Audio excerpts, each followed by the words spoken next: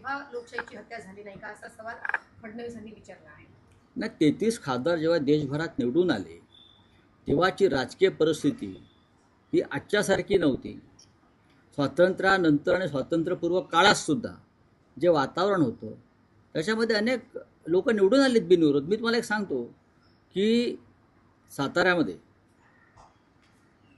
आनंदराव चव्हाण यांचं निधन झाल्यावर, म्हणजे पृथ्वीराज बाबांचे वडील, तिथे प्रेमला काकू चव्हाण त्यांच्या मातुश्रीनं उभं केलं. तेव्हा अटल बिहारी वाजपेयींनी ठरवलं की तिथे आपला उमेदवार टाकायचा नाही. अटल बिहारींनी ठरवलं आणि ती निवडणूक बिनविरोध झाली. अशा काही निवडणुका महाराष्ट्रामध्ये बिनविरोध झालेल्या आहेत, पण ती माणसं, बिनविरोध निवडून आलेली माणसं टोलेजंग होती आणि सर्व पक्षांनी ठरवलं. ते आधीच माघार नाही घेतली कोणी. बिनविरोधचा अर्थ अर्ज भरल्यावर माघार येणं नाही, सगळ्यांनी मिळून सहमतीनं ठरवणं की यशवंतराव चव्हाण निवडून चालले आहेत, भाऊसाहेब हिरे निवडून चालले आहेत, अमुक अमुक निवडून चालले आहेत, त्यांच्यासाठी उमेदवारी अर्ज न भरणं बऱ्याचदा आणि सामुदायिक निर्णय घेऊन त्यांना बिनविरोध निवडून देणं यात फरक आहे.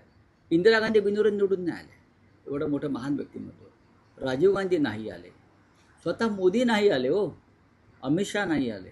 काय सांगताय तुम्ही?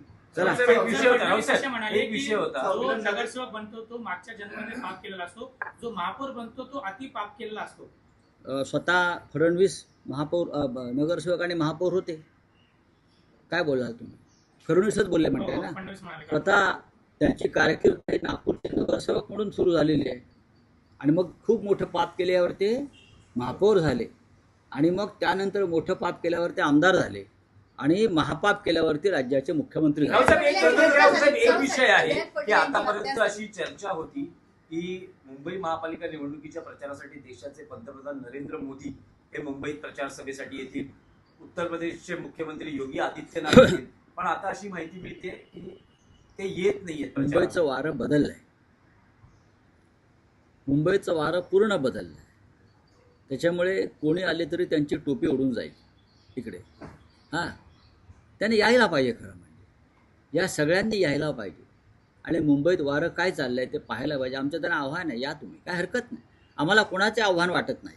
मोदीजी येऊ द्या, योगीजी येऊ द्या, मध्य प्रदेश राजस्थानचे मुख्यमंत्री येऊ द्या, कोणीही येऊ द्या, मुंबईवर मराठी माणसाचाच भगवा फडकेल. मशाल आणि इंजिन ठाकरे बंधू, पर्याय नाही. धन्यवाद.